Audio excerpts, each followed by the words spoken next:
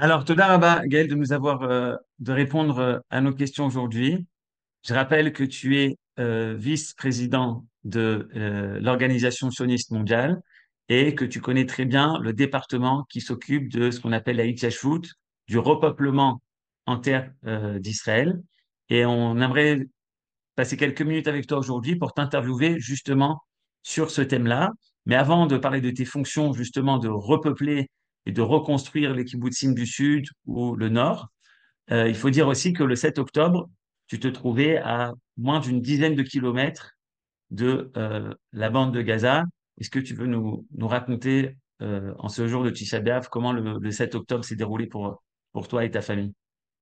Donc effectivement, le 7 octobre, donc le Simchat Torah, euh, ma femme et moi et ma petite fille, nous étions chez mon beau-frère, le Rav Eli Adler, dans un village, dans un yishuv qui s'appelle Shlomit. Ce même yishuv Shlomit est un yishuv qui a été créé après que nous avons été, malheureusement, nous avons dû quitter Gush Katif. Et donc, trois yishuvim, trois villages ont été créés dans cette même région. Et donc, effectivement, à Simchat Torah, j'étais là-bas. Et bon, effectivement, c'était très difficile parce que donc on s'est réveillé comme tout le monde à 6h30 du matin, sous le bruit terrible des missiles qui ont été envoyés depuis la bande de Gaza. Et on a dû rester une demi-heure, trois quarts d'heure dans le Miklat. Et lorsque on a voulu sortir vers 7h, 7h30 pour aller à la synagogue, donc puisque c'était Simchat Torah, on nous a bien fait comprendre qu'il n'y aura pas de tfila cette même journée. Et bien évidemment, comme tout le monde à cette même heure, nous ne savions pas du tout l'ampleur de l'attaque qui a touché le peuple d'Israël et la terre d'Israël et le pays d'Israël. Et plus tard, ce qui est intéressant à savoir, c'est que, vous savez, en Israël, les villages, les Yishuvim, doivent se défendre. Ils ont ce qu'on appelle une kitat kononout, c'est-à-dire qu'il y a un groupe de, de personnes qui habitent le Yishuv, qui habitent le village, et qui sont responsables de la défense du Yishuv jusqu'à que l'armée puisse prendre ses responsabilités. C'est des gens comme vous et comme moi, c'est des gens qui travaillent, mais qui bénévolent justement pour faire partie de ce groupe, de cette Kitat Kononout. Et ce même groupe a été appelé à un village pas loin de Shlomit, à Prigan, parce qu'à Prigan lui-même, il n'y avait pas donc un groupe pour défendre le Yishuv de Prigan, qui venait d'être attaqué par des Mechablim, par des terroristes. Et donc, les gens de Shlomit ne se sont posés aucune question. À partir du moment où ils ont été appelés par le village d'à côté, ils se sont rendus sur le village d'à côté. Et malheureusement, quatre personnes, quatre hommes ont été tués sur place. Donc, quatre personnes de Shlomit euh, ont été tuées à Prigan. Et donc, si vous voulez, j'ai raconté cette histoire plusieurs fois, mais cette troucha, ce sentiment de savoir que la veille même, nous avions dansé ensemble en l'honneur de la Torah, en l'honneur de Simchat Torah. Donc, nous avions fait des hakafot pour Simchat Torah, en l'honneur de Simchat Torah, et de savoir que le jour d'après, ces quatre tzadikim ont été tués pour défendre un Yishuv qu'ils ne connaissaient pas, qui était à la proximité de Shlomit. Et donc, effectivement, cette douleur de, de, de la perte de ces quatre personnes-là nous accompagne de façon générale, avec la douleur de tout ce qui s'est passé dans la bande de Gaza et en Israël de façon générale. J'avais envie de poser une question à Chaim, mais il n'est pas là, on n'avait pas le temps, mais je vais te la poser à toi parce que Gaël Grunewald, tu es représentant du Mizrahi au sein du Congrès sioniste mondial et les idées du mouvement Mizrahi, du sioniste religieux, c'est justement cette unité d'être capable, comme on vient de voir, d'aller à l'armée, des gens qui sont sortis de leur Yishuv pour aller aider le Yishuv voisin, mais également de relier la Torah. Est-ce que tu peux nous expliquer un petit peu plus qu'est-ce que c'est finalement cette idée du Mizrahi et cette union qu'on essaye de créer? Donc, l'idéologie du Mizrahi, c'est justement cette possibilité de combiner entre la Torah et la terre d'Israël. Et pas seulement la terre d'Israël et le pays d'Israël. Ça veut dire quoi? Ça veut dire que c'est pas seulement que parce que malgré que tu es religieux, tu habites en Israël. C'est le contraire. C'est parce que tu es religieux, c'est parce que tu respectes la Torah que tu as ce devoir d'habiter en Israël, que tu as ce devoir de s'installer en Israël, que tu as ce devoir de reconnaître, de remercier Akadosh Baruch Hu de nous avoir permis de retourner sur notre terre il y a 76 ans. C'est-à-dire que il faut bien comprendre au premier congrès sioniste, lorsque Herzl a défini ce qu'on appelle le sionisme politique, c'est-à-dire qu'un sionisme étatique, c'est-à-dire un sionisme qui avait comme pour but d'amener la création de la terre d'Israël, comme vous le savez, il y avait beaucoup de groupes religieux qui s'opposaient à cette même thèse. Et le Rav Reines, Zechrono Livracha, qui était à la tête du Mizrahi, c'est lui qui a décidé de se présenter au, au sein du premier congressionniste, d'être présenté, d'être là-bas pour dire que la voix de la Torah nous demande de faire part de ce mouvement sioniste. Et depuis cette époque-là, le Mizrahi fait partie du monde du mouvement sioniste. Et bien évidemment, après le Rav Reines, il y avait le Rav Kook qui est plus connu pour ses idéologies, mais justement le Rav Kook qui disait, qui appelait justement les gens à retourner en Israël et à prendre part de ce processus extraordinaire qu'on appelle un Tralta du Géoula, qui s'appelle le début de la rédemption, le début de la Géoula, qui dit, oui, nous sommes tenus et nous devons tout faire afin que le peuple d'Israël puisse retourner sur sa terre et que le moment est arrivé pour qu'on puisse venir en Israël. Et donc, c'est pour cette même raison que pour nous, il est très important d'être à l'armée. Nous voyons notre présence à l'armée comme une mitzvah, parce que nous avons une mitzvah de défendre notre pays, parce que nous sommes effectivement dans une période extraordinaire où nous sommes après 76 ans, nous, après 2000 ans, le peuple juif puisse enfin retourner sur sa terre. Ce trait d'union entre dati, léomi, entre sionistes d'un côté et religieux de l'autre, ce trait d'union, il n'est pas du tout évident en fait. Parce qu'au niveau général, on a plutôt d'un côté ceux qui sont sionistes, comme à l'époque, Herzl, qui pour lui, le côté pratique religieuse était quasi inexistant.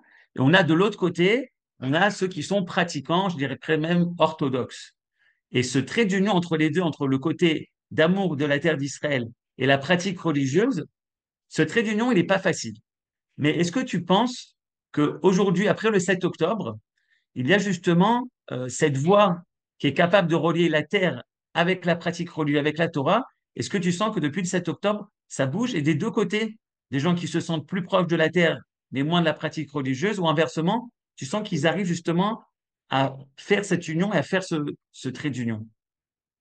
Je dirais, Johan, que de façon générale, que depuis le 7 octobre, les gens se posent bien évidemment de plus en plus de questions.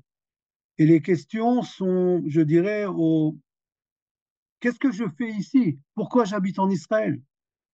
Pourquoi je suis tenu d'habiter en Israël? On nous avait promis qu'Israël était un miklat, qui était un refuge, donc pour le peuple juif. Est-ce que oui ou non, Israël est un refuge pour le peuple juif, où les Juifs doivent vivre?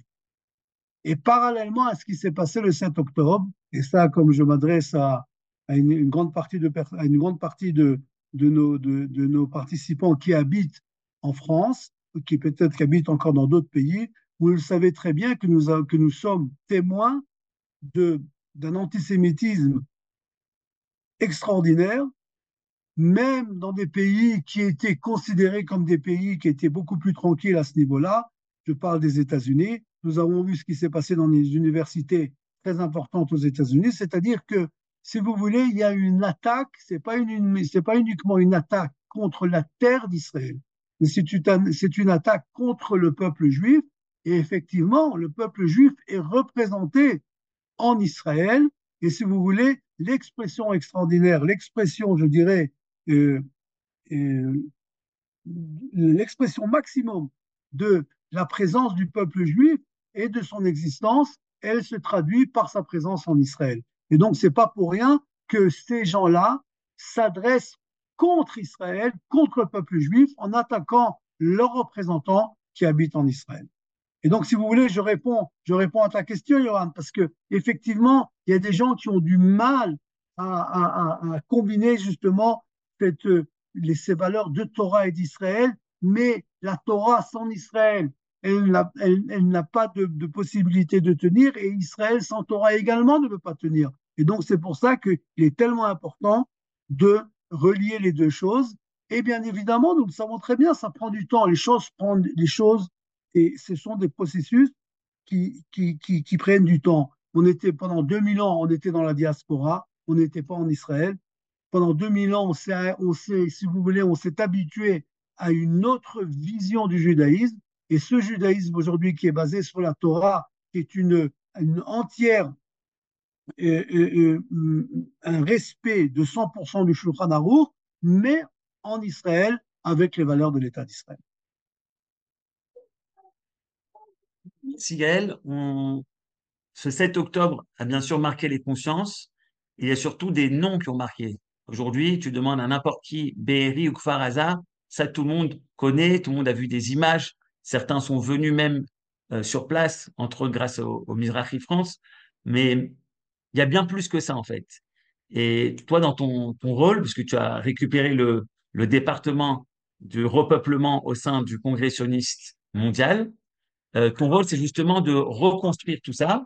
Mais avant de parler de la reconstruction, est-ce que tu peux nous parler un petit peu des dégâts? De quoi il s'agit? À part Kfar Aza et une maison brûlée, de quoi il s'agit aujourd'hui dans le sud et dans le nord? Quels sont les dégâts, je dirais pas humains, parce que bon, malheureusement, on en a parlé avant avec Chaim et Eli, etc. Mais au niveau du territoire, qu'est-ce qui se passe aujourd'hui? Donc d'abord, il faut parler d'un dégât, je dirais, moral. C'est-à-dire que le moral des troupes a été touché. Les gens ont du mal à envisager le retour sur les mêmes kibbutzim, sur les mêmes villages, sur les mêmes moshavim, là où ils habitaient. Et ça, c'est quelque chose qui est très grave. C'est quelque chose qui est très grave et que nous, comme société israélienne, comme peuple juif, nous devons tout faire pour essayer d'encourager justement les gens, un maximum de gens, de pouvoir retourner là où ils habitaient avant le 7 octobre. Parce que imaginez que la majorité des gens ne retourneraient pas sur les mêmes Yeshuvim, ce serait une victoire de, du Hamas, ce serait une victoire de nos ennemis. Et donc, bien évidemment, nous ne pouvons pas se permettre de leur donner cette victoire-là. Donc, c'est pour ça, et bien évidemment, personne ne juge personne, euh, mais il faut l'accepter que pour certaines personnes, le retour sur ces mêmes villages, c'est quelque chose qui est très difficile. Et bien évidemment, nous les comprenons. Nous les comprenons. Euh, et il faut justement avoir ce sentiment de sécurité, c'est-à-dire que de vivre dans un endroit où effectivement il y a ce sentiment de sécurité pour savoir qu'effectivement c'est un endroit où on peut habiter, où on peut permettre à nos enfants d'habiter là-bas. Donc ça, c'est une première chose.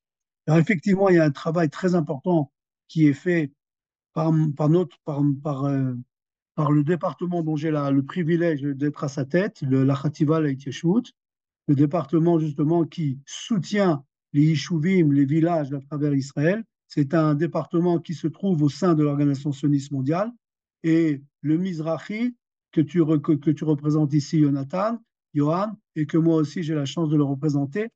Et pour le Mizrahi, c'était quelque chose qui était très important de demander à prendre cette mission, de prendre cette mission justement pour être là et essayer de reconstruire ces mêmes Yishuvim, ces mêmes villages qui ont été touchés.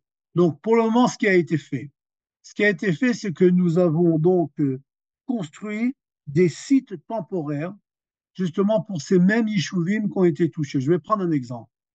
Le kibbutz Be'eri que tu as cité, le kibbutz Be'eri c'est un grand kibbutz il a été dédommagé. Et pour cette raison-là, nous avons pris la décision de construire un site temporaire qui se trouve au kibbutz, euh, dans un kibbutz à côté de Be'er-Sheva. Et donc, nous avons construit là-bas presque 300, entre 300 et 400 caravanes, justement pour pouvoir donner la possibilité à ce même kibbutz de continuer à préserver le côté social de ce kibbutz, quelque chose qui est très important, parce qu'il y a une crainte que le kibbutz, en tant que kibbutz, se disperse à travers la société israélienne, à travers Israël, et donc afin de justement de pouvoir préserver la communauté du kibbutz, donc nous avons construit ce site temporaire pas loin de Beersheba, et pour justement, afin que les gens de Kibbutz Be'eri puissent vivre là-bas pendant 1 an, 2 ans, qui prendra pour justement reconstruire le Kibbutz Be'eri. Cette même idée, nous l'avons fait pour le Kibbutz Kfar Aza, nous l'avons fait pour le Kibbutz euh, Kisufim, nous l'avons fait pour le Kibbutz Cholit, nous l'avons fait pour le Kibbutz Kerem Shalom, nous l'avons fait pour le Kibbutz Nachalaos, chacun dans un autre endroit. Je vais pas rentrer dans les détails, mais l'idée est la même. L'idée, c'est de Donc, trouver. tu, tu veux nous dire que ceux qui pensent encore que tous les gens des kibbutzim habitent dans les hôtels, ça c'est pratiquement fini et la grande majorité sont aujourd'hui relogés dans des sortes de kibbutzim? Donc, je dirais il y a une grande partie des gens qui ont dû quitter, qui effectivement habitaient donc ont dû loger dans des hôtels.